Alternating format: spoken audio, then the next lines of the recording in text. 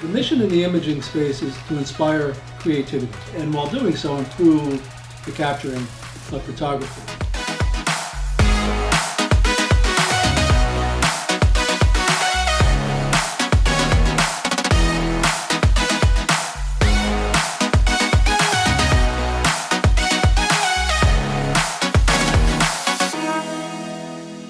It's a partially sunny day in Monterey, California. I'm here at the Sony Condo event, and if you haven't guessed it by now, we're going to talk Sony. And I've asked Neal and Mike to sit with me and talk about the last 5 years of where Sony's been and where they've come, and kind of touch base and take a look at the next 5 years on where things are going.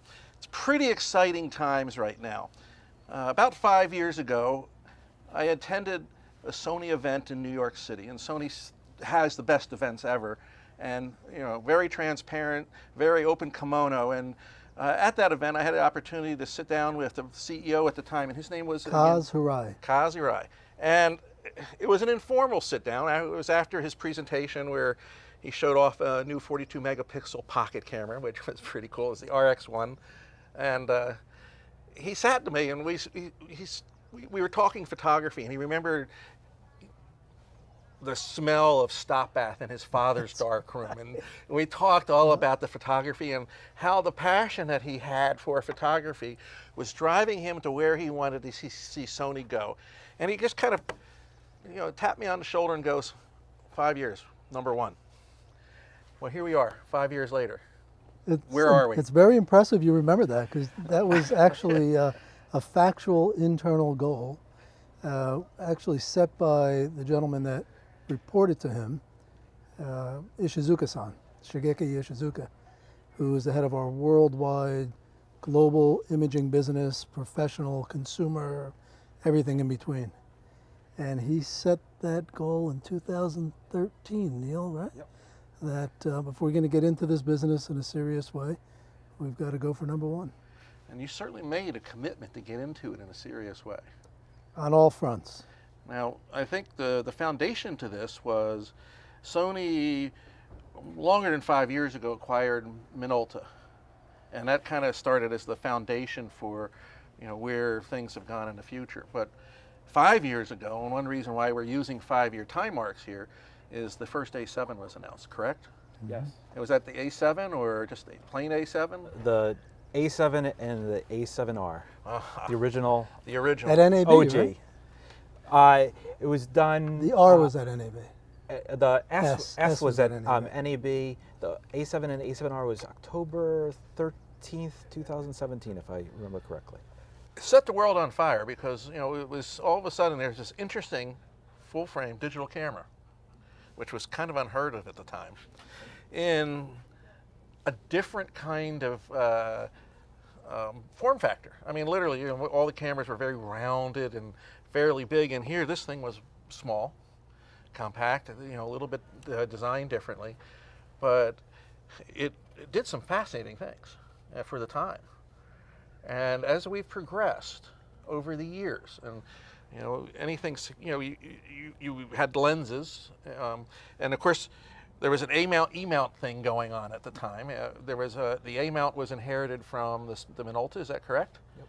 So the A-mount lenses were from the Minolta days, and then E-mount started with the A7, and which meant you had to make a commitment to designing and producing and introducing lenses on a mount that nobody had before. But correct me if I'm wrong, one of the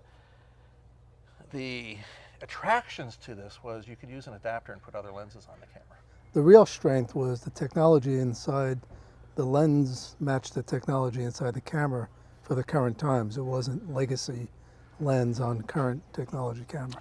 And as we've learned, and not that we want to go into a lot of technical, but mirrorless lenses have a whole other lens design going with them in regards to how they actually operate, which is why right now you're ahead of the game, and the others might have to do some catch up, because this is a whole nother technical side of things, but there's step motors and actually servo motors and different elements of the lenses that move. And Sony's E-mount lenses have all been designed to work with and in conjunction with a live sensor at all times, and making these things move much, much faster than normally can be done through the autofocus systems of DSLR type cameras. Exactly. I think if we think of the adaptability of mirrorless cameras, one of the wonderful things about the technology with the flange back is you can put virtually any lens onto these systems. But those old lenses are still those old lenses. There's limitations to them. The resolution that they can produce, the resolving power, the speed that they can autofocus, the motors, as you talked about, whether it works in the world where still and video continue to become blurry and blurrier, you need that quiet motor. So those things are really critical, and so when we get into really the power of what mirrorless can be, it becomes not just the body, because the body is just one part of it, but as Mike talked about, it's the power of the lenses. And from Sony's perspective, we've been investing, and we knew that to make this system, we have to make this investment. 5 years, 28 lenses later, introducing technology that we put into G-Master and all of the lenses, we can now do so many things that could never be possible prior to the mirrorless world. And I think to take it a step further, the beauty of the mirrorless system is the fact that it works off the sensor. Everything comes off the sensor. You've got more autofocus points, a capability of doing phase and contrast detection. The information comes right from the chips, so it's all going through and processing, which means obviously the sensor's on all the time, but you're seeing the effects of things and the ability to do fast autofocus. And I have to say, if you haven't experienced and picked up a Sony and tried the IAF, this is simply freaking phenomenal, where you can be tracking a subject, push the button, it locks onto the eye, and no matter what, it never loses it. These kind of things are what innovation's all about. I wrote a ranatorial 2 years ago, and I said if I was a betting man, and I was kind of looking at the industry and trying to decide, if I was a betting man, where I would put my money. And the bottom line was I put my money both with Fuji and Sony, but particularly Sony, because the track record was kind of showing that, specifically after a weekend of the Kentucky Derby, the odds were with you. And it wasn't a long shot at all. And you certainly have proven that. When I look at the cameras you've introduced now, the A9 particularly, you have a different sensor in there, 20 plus frames a second, no blackout. Give me a little bit of idea on the development of that. That had to be major. Exactly, and it's just a year old from around now. Is we introduced this camera, and we talked about it as the true digital age, and what we're signifying is that just in the same transition that we went from film to digital, that was really one phase. We're now moving to this post DSLR world, which is the true digital age, and just as you talked about, the advancements that's happening in the sensor technology is enabling people to do so many amazing things that never were possible. So an A9 that marries up 20 frames per second, 60 times a second it's autofocusing, and marrying that completely silent operation, what you can do is now you can capture images that were never captured before. If you think about the images that are now starting to be captured from the Oval Office and being placed into these locations on the golf course, it's so many places. Completely silent.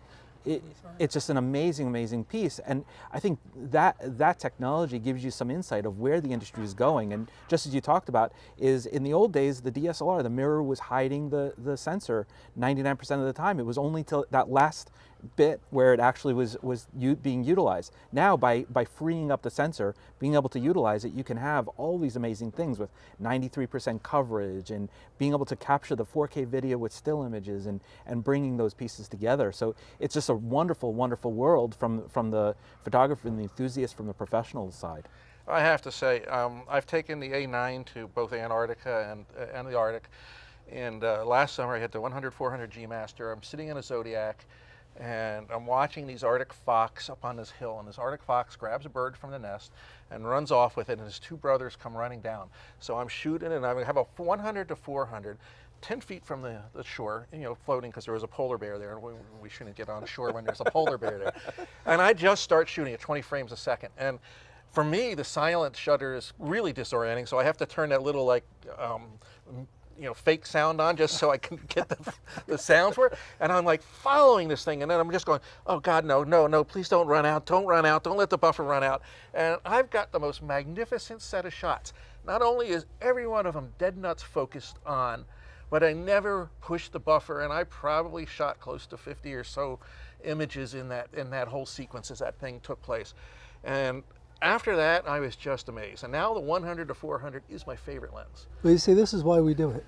This is why we do it. This is Condo. So if This is Condo. If you go back those 5 years, or maybe a couple before that, we had a pretty significant digital still camera business. So we had to make the hard, tough decision to cannibalize that business and go after this business, because image sensors are in phones, right? And we have a commanding share of that worldwide business.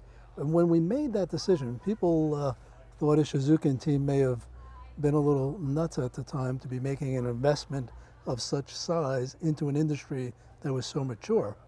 But what he was looking at was the future of going upstream, right?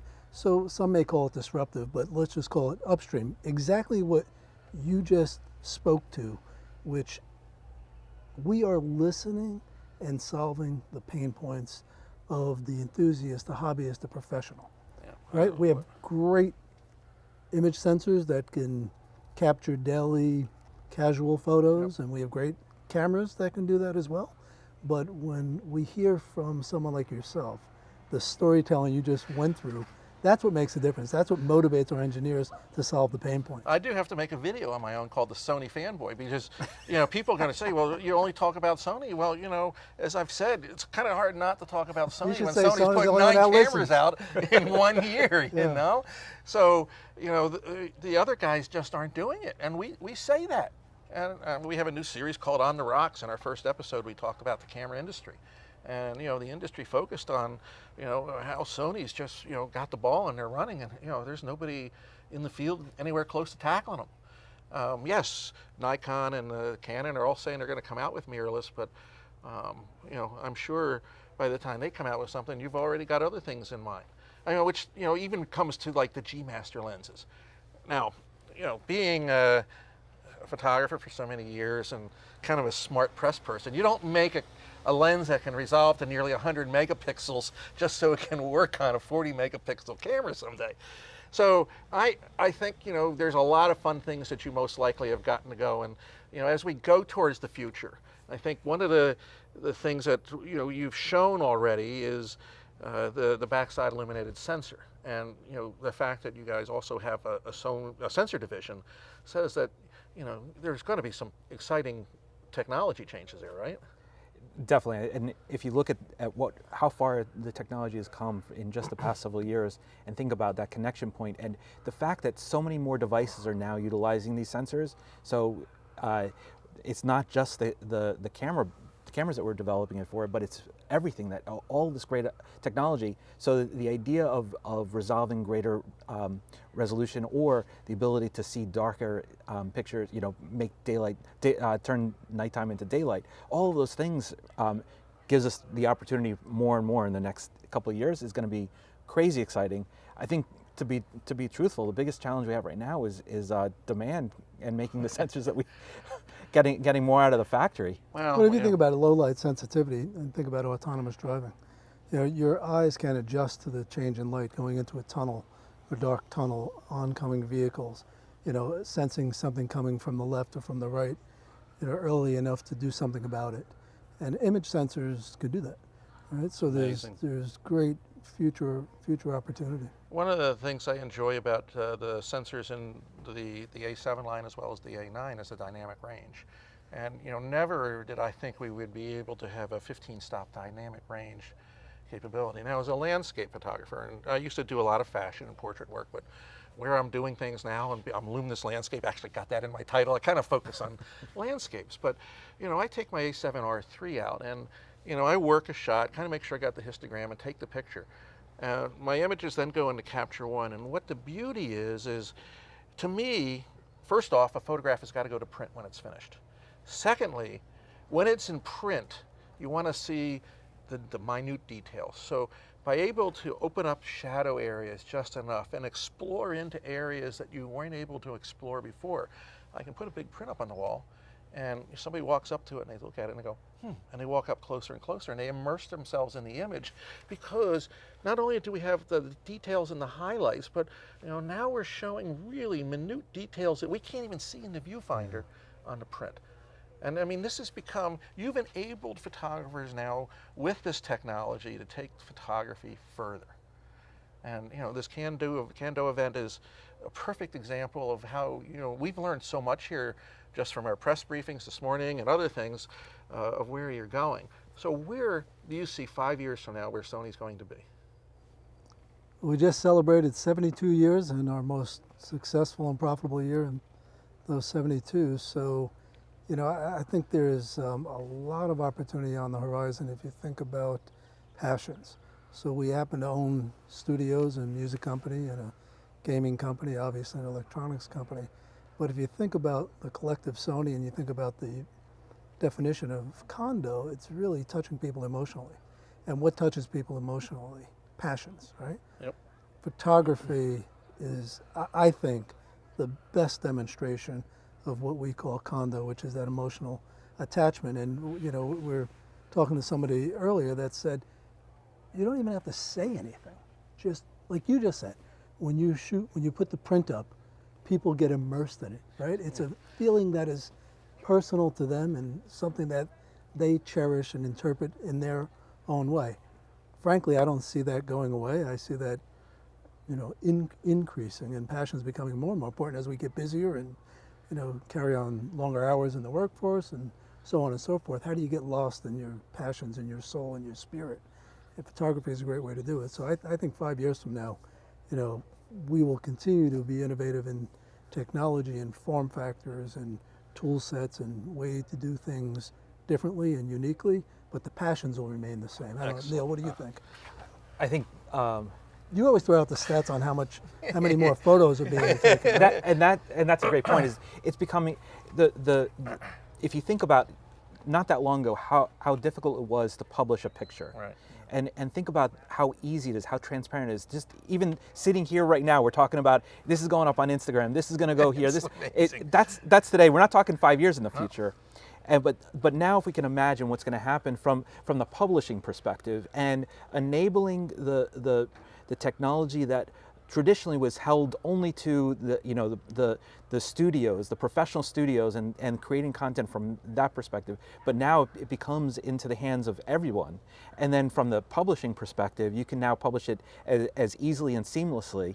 Now what's going to happen is that exponential growth continues in that trajectory. So now more cameras, more sensors, more ways to capture, more lifelike, more immersive, more sharing, more of that is going to, it's going to be, we're not going to be able to identify that in any kind of connection. We're going to look at today in such an archaic world, and how did we possibly survive through this world? Well, we've got 7+ decades of core technology, Yep. intellectual property. If we do what we've done really well the last 5 years and listen to the customer, listen to the user, listen to the professional, the consumer, we have the greatest engineers, I believe, on the planet. Obviously, we're blessed with some great marketers, right? So if we continue to listen, we have the core technologies to disrupt the future or make that change. And the other thing I'd like to think about, and I think this is going to be much more important right now, is the ability to connect to our devices more quicker. You talked about the ability to get images out right away. I know there's ways to connect, but it's not the easiest way to connect. It should be push one button, the images come over, pick the one I want, and send it up to the Instagrams and the social media accounts. I think connectivity of being able to sit down here and hold over my iPad and be able to say this is what I shot this morning without having to go download and try to move things around. I think that's the other area that needs to be improved. And while we're at it, the two things I predict, one of the things, I see 16-bit coming in. We're at 14-bit, and you can't really take 24 megapixel sensors and keep adding to the numbers, but I still think there's a big step just being able to get to the 16-bit point, correct? So I'm sure you're looking at, things along those lines, which, I just have, a good feeling where, like I said, if I'm going to put my money somewhere, I think I've put it someplace good. And I can't wait to see what you guys come out with next. So the good news is you're at the exact right place, because we have the engineers from Japan, you have the people here that are listening, and we have so many focus groups and so much interaction and community building in terms of getting your feedback. It's a good place to be. Well, the fact that you listen like that, and I know you've listened to some of that before, I think it's just really exciting. And I know we're really busy. I've taken a bit of your time out to sit down, and I do appreciate it very, very much. The fact that you can communicate this out not only to our audience, but the wider audience that get a chance to see it. I always look forward to the email from Matt. It's like, what are you guys up to next? And of course, we all predict. Stay tuned. All the press guys get together and we kind of interview each other. And go, oh, what do you think it's going to be? And you surprised us with the A7 III. And frankly, in closing, I think that was a stroke of genius. The A7 III, the new 24 megapixel, less than $2,000, feature packed like you can't believe. And the images coming off of that, and with like the 24-105 lens, just in a magnificent package. I bet you can't even make them fast enough, but beautiful, beautiful camera. We call it our basic, which is anything but basic. Basic. Very, very clever on your part. Neal, as always, pleasure. Thank you. Can't wait to see you more. Michael, thanks so much. Thanks for all you do. All your readers, I hope you got something out of it and watch. Don't forget to click on the subscribe button below, and if you hit the bell, you might even get notified that we have other videos coming up. And for everybody else, I'll see you on the Luminous Landscape.